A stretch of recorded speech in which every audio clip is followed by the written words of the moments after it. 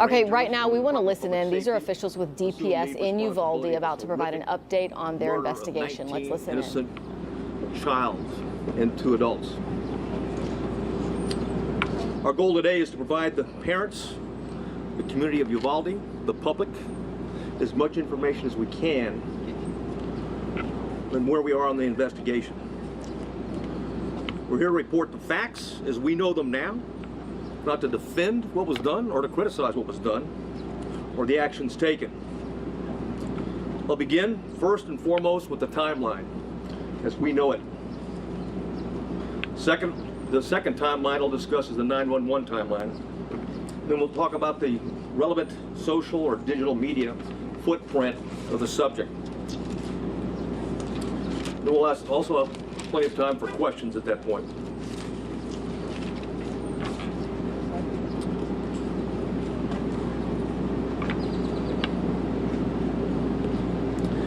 At 11:27, we know from video evidence, at 11:27, the exterior door suspected of where we knew the shooter entered, Ramos, was propped open by a teacher. 11:28, the suspect vehicle crashes into the ditch, as previously described. The teacher runs to the room 132 to retrieve a phone, and that same teacher walks back to the exit door, and door remains propped open. There were 2 males, as reported by Regional Director Escalon yesterday. There were 2 males at a funeral home that when he heard the crash, they went to the crash scene. When they arrived at the crash scene, before they got there, they saw a man with a gun exit the passenger side with a backpack, and they immediately began running. Ramos began shooting at him. Did not hit him.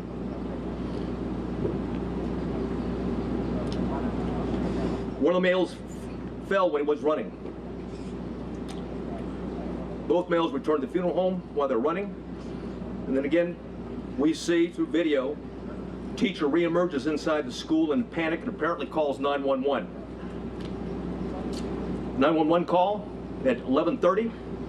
There was a crash, man with a gun. 11:31, the suspect reaches last row of vehicles in the school parking lot.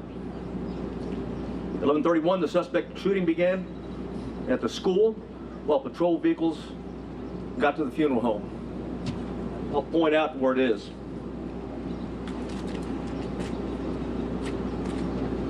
Crashed vehicles over here.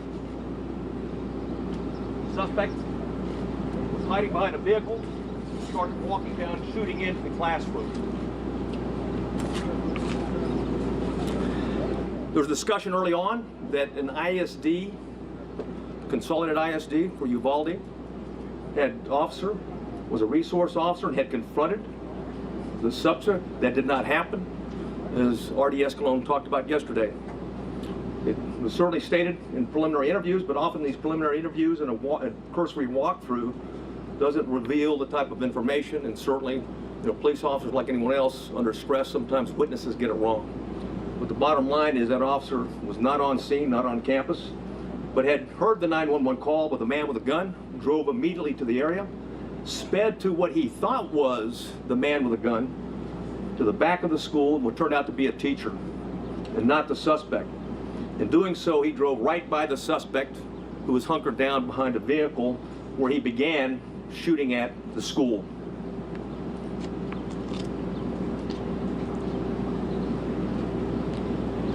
At 11:31, the suspect shooting in between the vehicle is when it began, while patrol vehicle gets to the funeral home.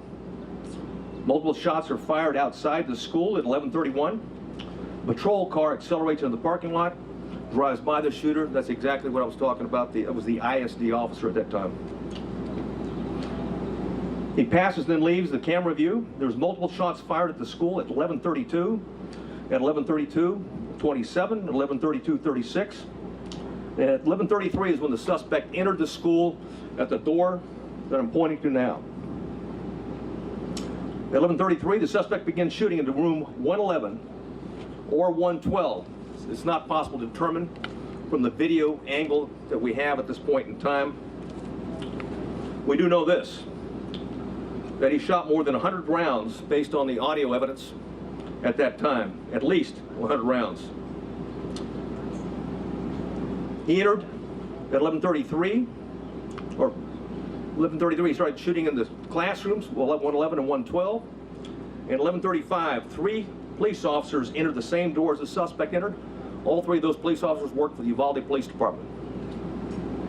They were later followed by another 4, a team of Uvalde police officers, 3, and also a county deputy sheriff. So a total of 7 officers were on the scene. The 3 initial police officers that arrived went directly to the door, and 2 received grazing wounds at that time from the suspect while the door was closed.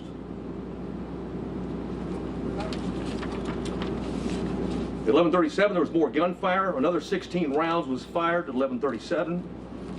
1 at 11:37 and 16 seconds, 11:38, 11:40, 11:44. At 11:51, a police sergeant and USB agents started to arrive. At 12:03, officers continued to arrive in the hallway, and there were as many as 19 officers at that time in that hallway.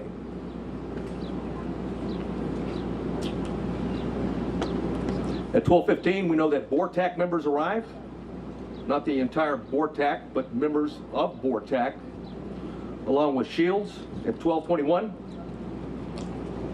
the suspect fired again, was believed to be at the door.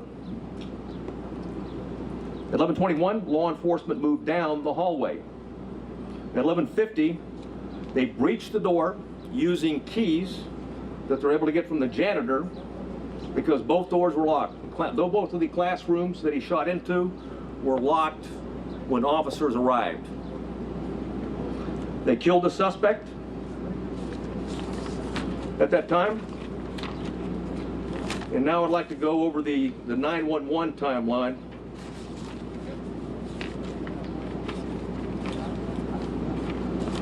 Which I'll warn you is not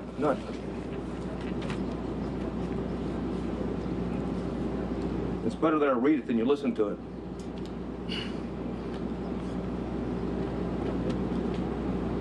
The caller identified, I'll not say her name, but she was in room 112, called 911 at 12:03. The duration of the call was 1 minute and 23 seconds. She identified herself and whispered she's in room 112. At 12:10, she called back in room 12, advised there were multiple dead. 12:13, again she called on the phone. Again at 12:16, she called back and said there was 8 to 9 students alive. At 12:19, a 911 call was made, and another person in room 111 called. I will not say her name. She hung up when another student told her to hang up.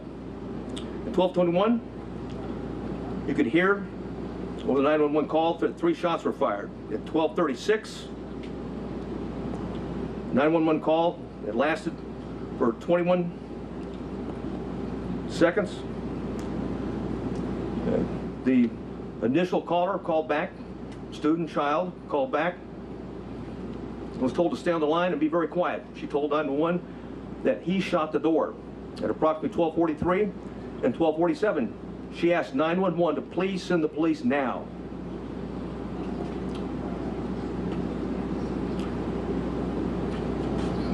At 12:46, she said that she could hear the police next door.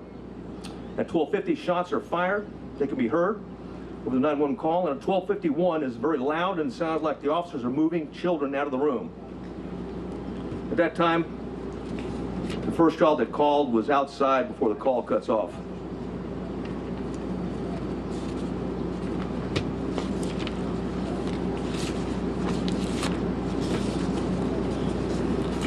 Additional information that we have is that there are 58 total magazines at the school related to the crime scene. 11 of those magazines were inside the school. 3 were on the suspect's body. 2 in room 112, 6 inside room 111. 5 were on the ground, 1 was in the rifle. There were 32 magazines outside the school, but on school property. 1 just outside the school building and 31 in the suspect's backpack that he did not take into the classrooms with him. There's 15 magazines at the crash site. There were 2 magazines at the suspect's residence for a total of 60 magazines. He had purchased and had a total of 1,657 total rounds of ammunition. 315 of those rounds were inside the school. 142 of those were spent cartridges. 173 were live rounds. 922 were outside of the school, but on school property. 22 of those were spent cartridges. 900 were live rounds. 422 were at the crash site. 22 were spent cartridges. 420 of those were live rounds. There's 35 spent law enforcement cartridges total in the school. 8 of those were in the hallway. 27 were inside the classroom. 111 where the suspect was killed.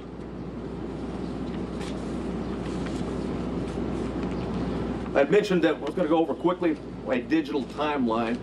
One of the things we talked about early, and I want to correct something that was said early on in the investigation, is that he posted, okay, on Facebook publicly that he was going to kill that he was going to shoot his grandmother, and secondly after that he was going to, that he had shot her, and the third that he was going to go shoot up a school. That did not happen. It was actually on a message. It was a Facebook application, messenger application to somebody else that he had a conversation with. We know that through his digital media footprint, and I'll just do it by date time, that Ramos asked his sister to help him buy a gun. She flatly refused. That was in September of 21. I'll avoid some of these and get to he had Instagram, a 4-group chat, and it was discussed that Ramos being a school shooter. That was on February 28th of 2022. On March 1st of 2022, there was an Instagram he had with 4 people. It was a chat. He discussed him buying a gun. On March 3rd, 2022, there was another 4-person chat. Quotations, word on the street is you are buying a gun. Ramos replied, just bought something. RN.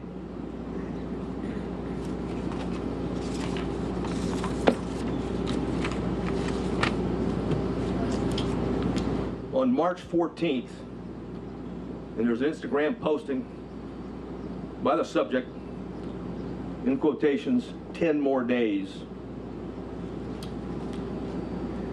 A user replied, are you going to shoot up school or something? The subject replied, no, and stop asking dumb questions and you'll see.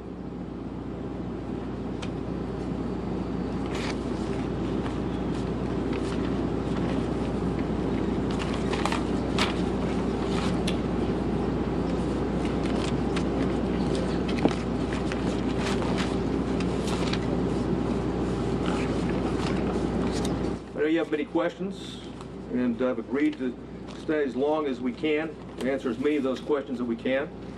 If I can't answer it because we don't know definitively right now, I'll simply say that. And it continues to be a preliminary investigation. There's, literally, certainly over hundreds of interviews that have been conducted, will continue to be conducted, and there's thousands of leads that are being pursued, not consecutively, but concurrently, and thanks to our federal and local partners. And I do want to mention behind me, we've got the FBI Special Agent in charge. We also have an ATF Special Agent in charge, or ASAC, and of course, who else? What I got behind? Okay, Texas Rangers, if there's any specifics that I haven't covered that I might need their particular support on. I do want to cover one thing quickly, though, before I go to questions, and that's some of the questions that we received, that we have already received. And one of those is going around now that in fact, the subject had been one of the 2 arrested by the Texas Rangers and the local police back in 2018. That's not the case. He was not one of the individuals. In fact, we have found no links, associations, relationships in that investigation. Clearly it was a threat. It was back in 2018. The 2 juveniles were charged with attempted or conspiracy to commit capital murder. There's no question that we thought, and we had evidence, and certainly the district attorney agreed, that these juveniles, one 13, one 14 years old, was a threat to Uvalde, and there was a discussion at that time, even the senior year of the one that was 14 years old, which would make it 2022. However, that was not the subject.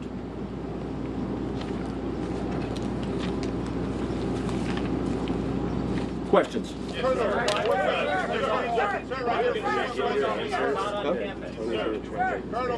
Oh, yeah. Oh, one thing I want to say, one thing I failed to say is that when we're done, we have Tony Peña with us. He's going to translate into Spanish, okay, what the answers and the questions are afterwards.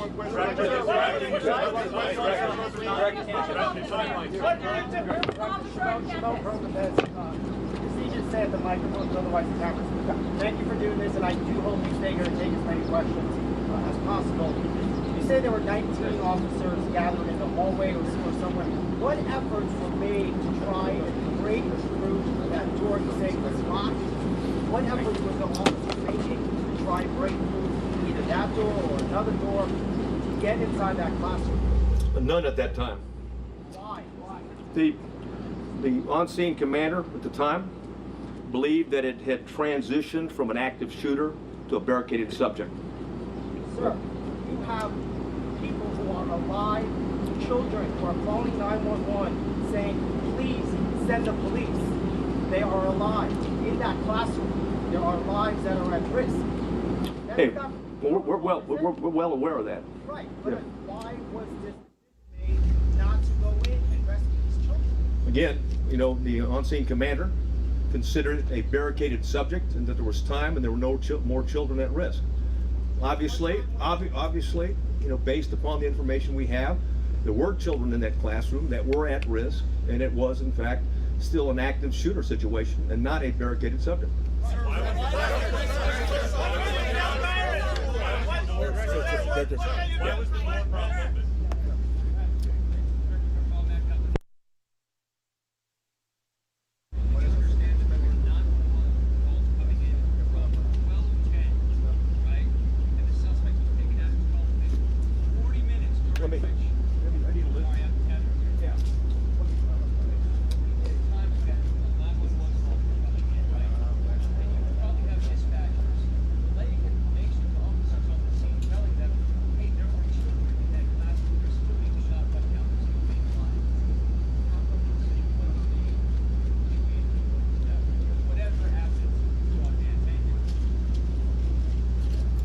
The question simply is this: it was a 40-minute gap, and if the 911 operators were aware that children were alive in that classroom, why weren't officers notified of that? And if that's the case, why didn't they take action? That's the question. And again, I'll go back to the answer for right now, is that it was considered, okay, the decision was made on the scene. I wasn't there, but at the same point in time, a decision was made that this was a barricaded subject situation. There was time to retrieve the keys and wait for a tactical team with the equipment to go ahead and breach the door and take on the subject at that point. That was the decision, that was the thought process at that particular point in time.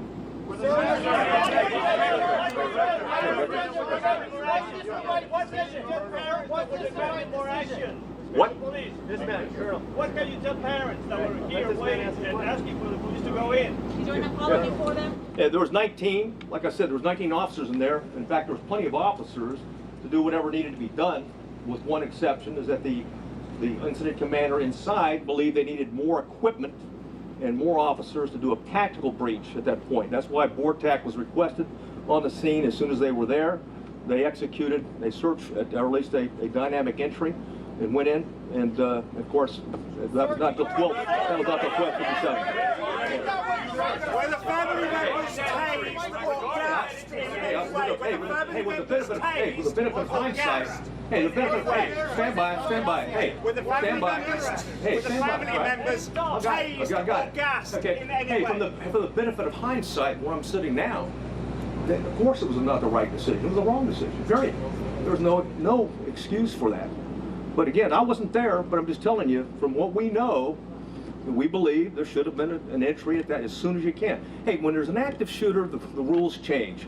It's no longer, okay, it's no longer a barricaded subject. We don't have time. You don't worry about outer perimeters. And by the way, Texas embraces active shooter training, active shooter certification, and that doctrine requires officers, we don't care what agency you're from, you don't have to have a leader on the scene. Every officer lines up, stacks up, goes and finds where those rounds are being fired at and keeps shooting until the subject is dead, period.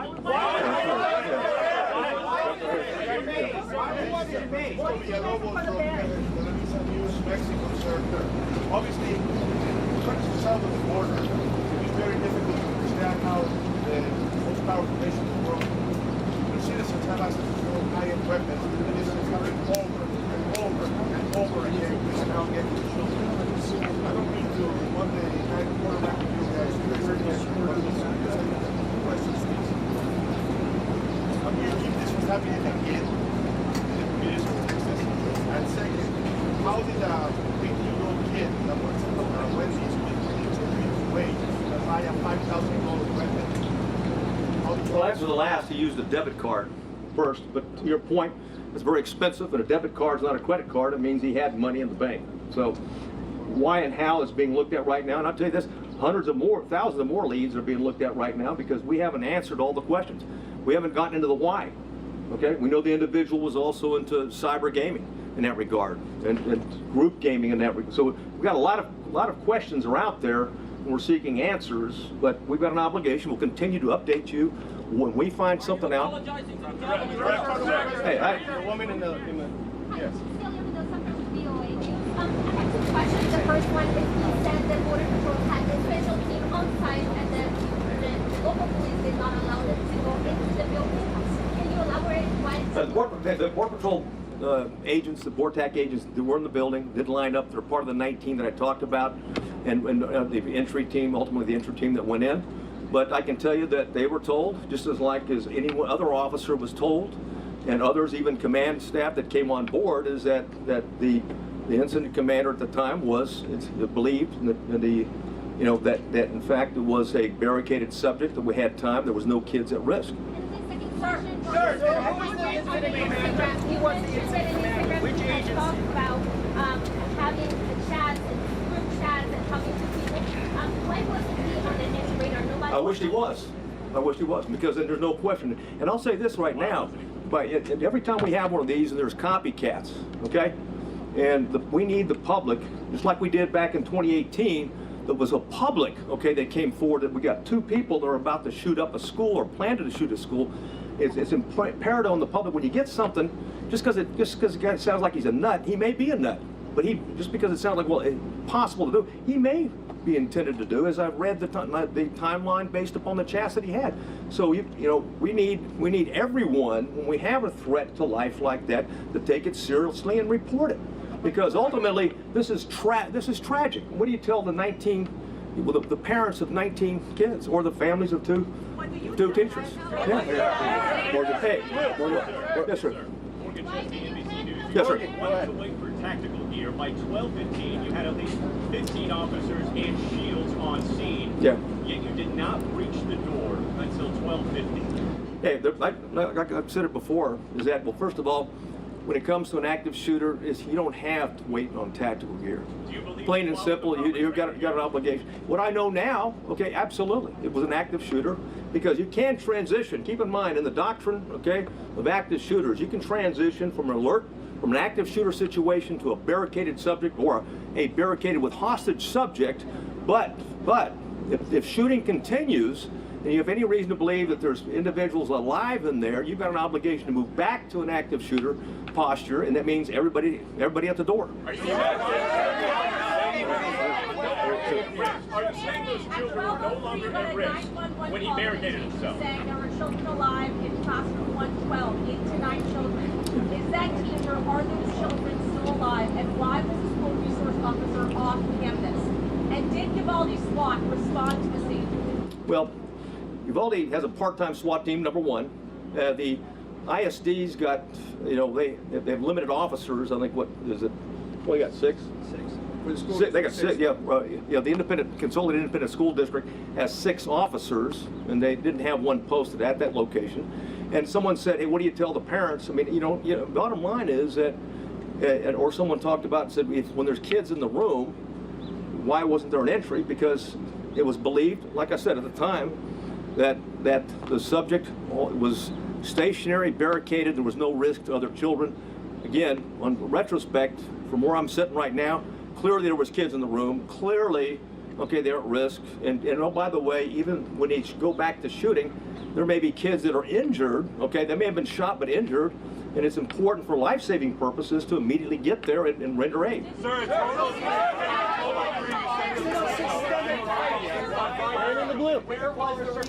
Where was the resource officer? Why was he not on campus? He was not on campus. Why? Well, again, we'll have all those answers down the road, okay?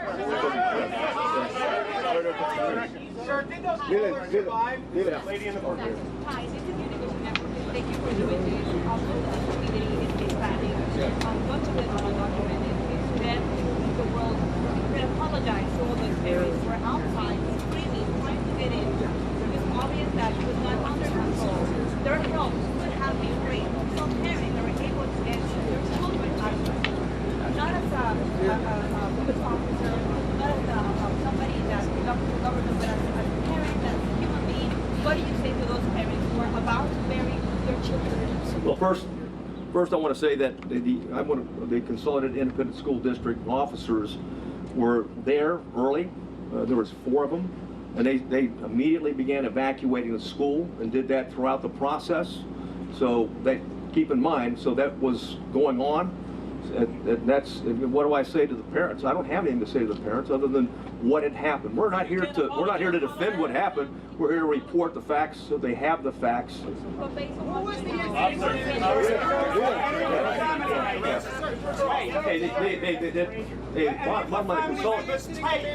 Were any of the family members gassed or tased outside the building? I'm sorry? Oh, yeah, I don't have any information on that.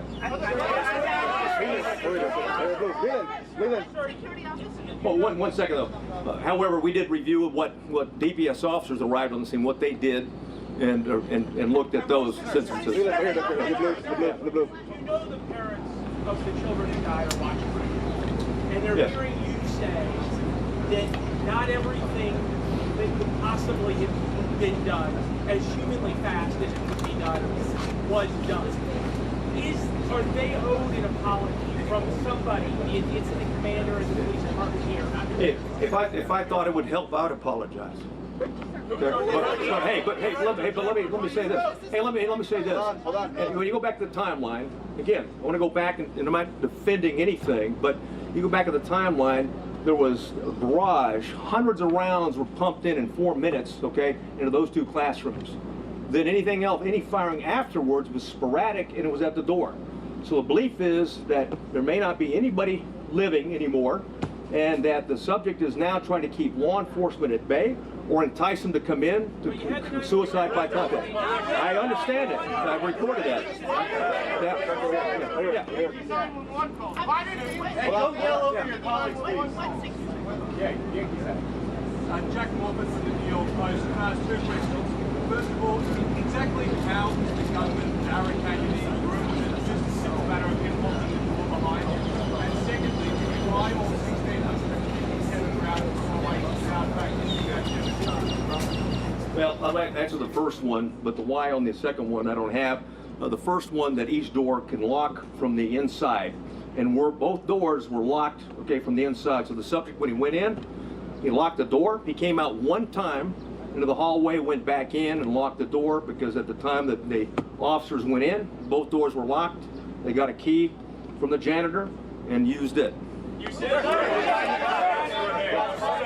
the first call came in inside the classroom at 12:03 and you breached it at 12:51. How many students died in those 48 minutes? I don't have that answer. We're looking at it right now. Hold on. Good. Why wasn't this whole place on lockdown? And 2, while this may be the most unpopular question here today, what is on your heart? How are you feeling? Thank you for carrying the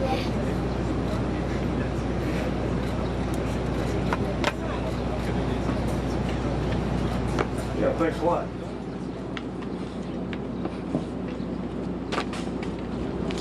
You know, forget how I'm doing. What about the parents of those children?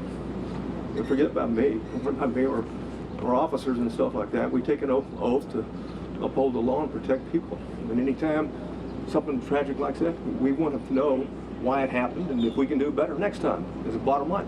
And call it like it is. It is tragic. Quite frankly, I mean, there shouldn't be anybody. You know, ideally, we've been able to identify this guy as a suspect and address it before he even thought about attacking, you know, on the 24th.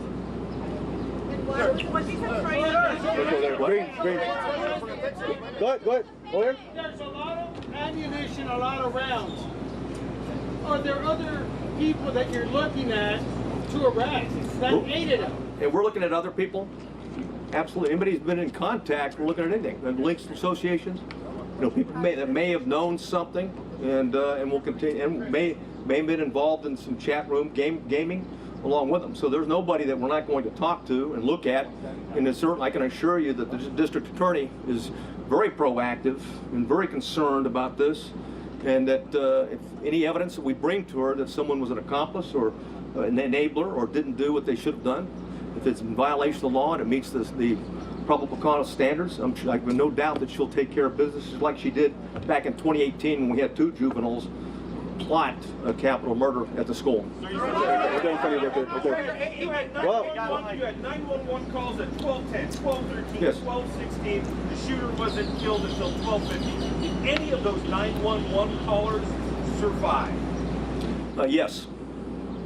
You know, I can't tell you that with certainty, but more than one survived. how many children got shot?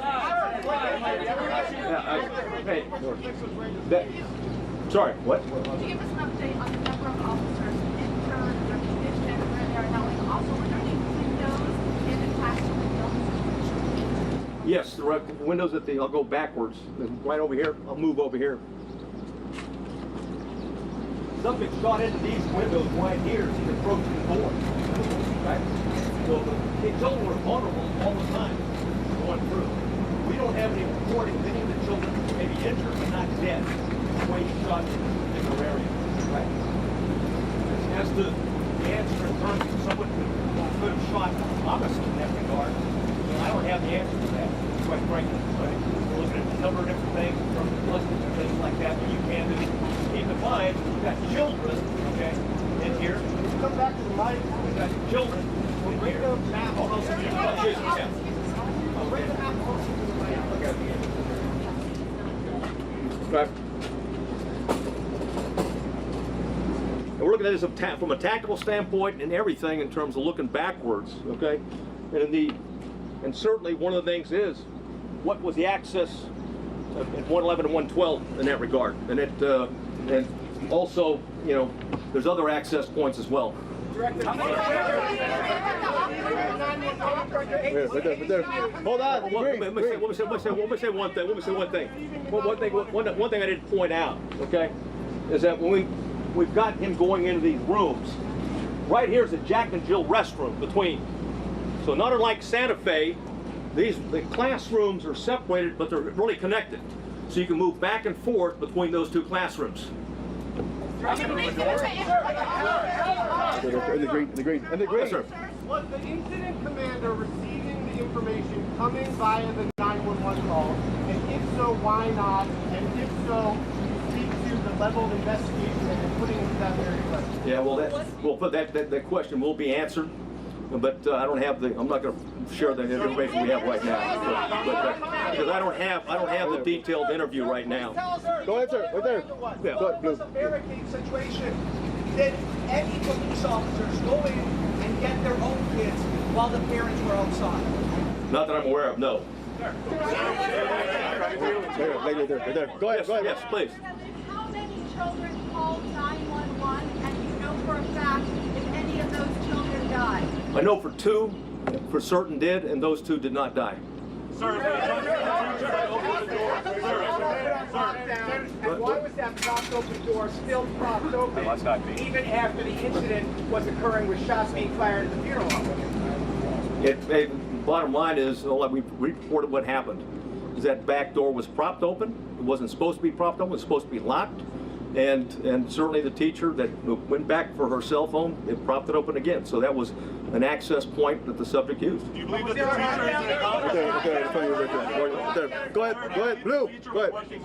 Hold on. You have said in hindsight mistakes were made. A Democratic congressman is now calling for the FBI to investigate the response here. Yeah. Is going to be held accountable? Well, first of all, we welcome the FBI. There's a reason why there's the FBI special agent in charge behind me right now. They play a vital role. And again, this is about finding facts and reporting facts as quick as we can. This is not about trying to defend, or it's not about trying to assess or even be hypercritical. It's about the facts and sharing whatever we learn on the facts as quick as we can and be as transparent as we can. You know, okay, the media, but more importantly, the parents and the public and the citizens of Uvalde and Texas. Okay, go ahead, Blue, go ahead. Hold on, sir, hold on. Sir, who was the incident commander and has that The chief of police of the Consolidated Independent School District is the incident commander. and has that person It's his school. He's the chief of police. Okay. Is he on scene? Yeah, again, I'm not going to discuss disciplinary. There's an ongoing criminal investigation. There's ongoing criminal investigation. Is that teacher being investigated as working with I'm not going to get into that. Matt, go ahead. Yeah, man.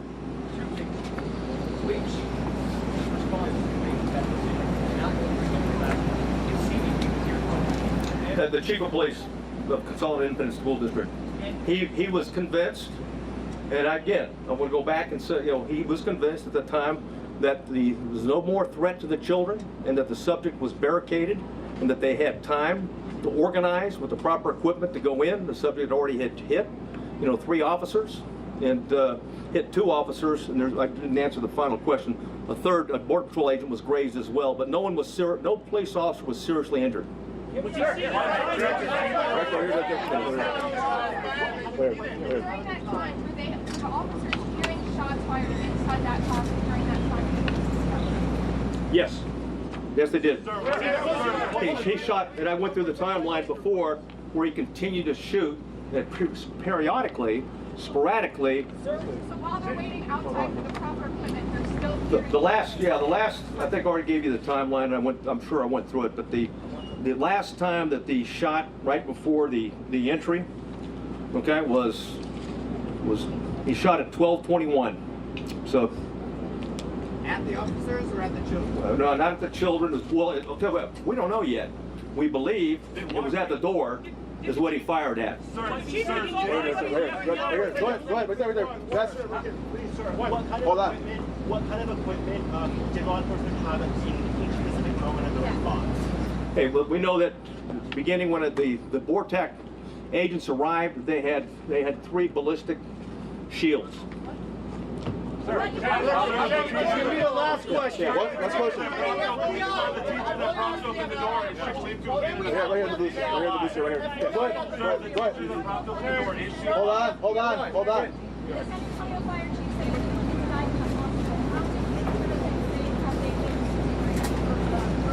I don't know.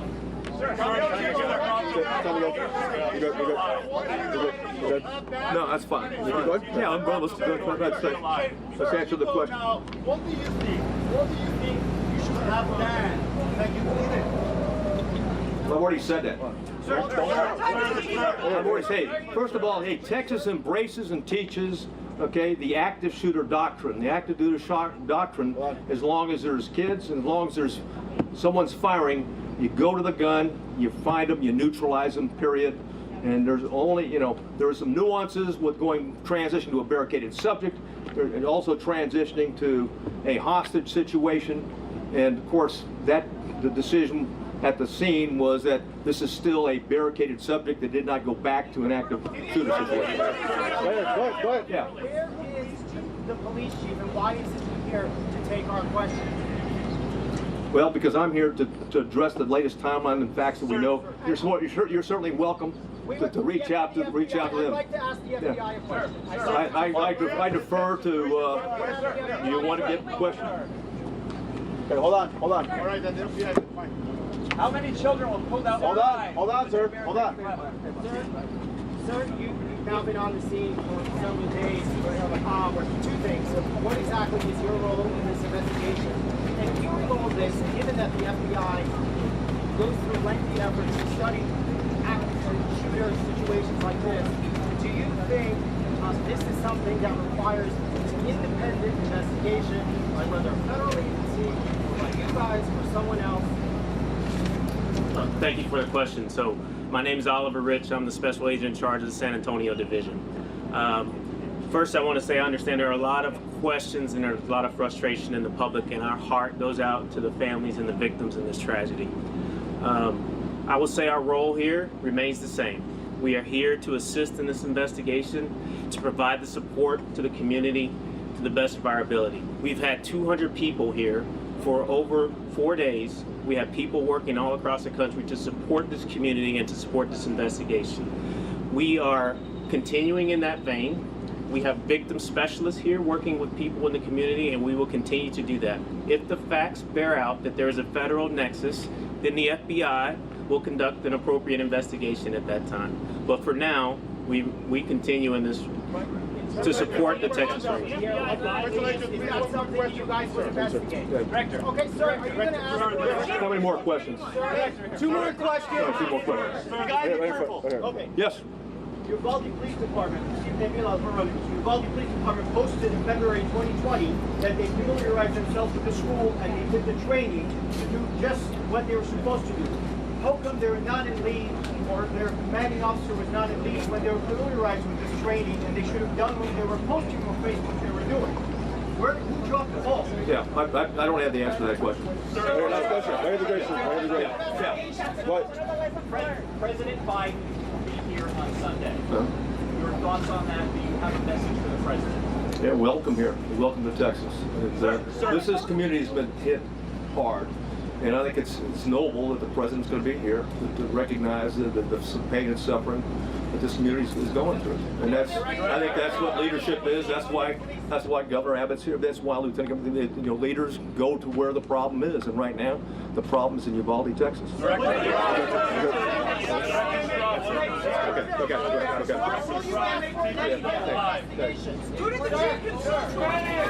And if you're just joining us, that was Director Stephen McGraw with the Texas Department of Public Safety, speaking for the past 40 minutes or so. We also heard from FBI Special Agent in charge, giving us a timeline of events and 911 calls from that day. Because over the last couple of days, that is really what a lot of people have been asking, and parents who had students in those classrooms wondering about the timeline and what took officers so long to get to the suspect in this whole ordeal in the mass shooting. And most telling, McGraw sort of gave a timeline of the 911 calls that came in, matched up to the timeline of events there. And most telling, what we did learn is that the suspect first went into the school at 11:33, and there were 7 officers inside the school by 11:35 a.m. But his main point being that they believed, those officers on the scene believed, that the suspect was barricaded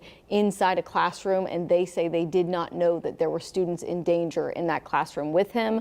Those calls from students started coming in to 911, according to their timeline, at like 12:03. Yeah, was when the teacher first called 911. From a call from room 112 at 12:03, and at that point, officers and the suspect had already been inside the school for, more than 25 minutes. We also know 2 children also called 911. We also learned about the ammunition the suspect had on him at the time.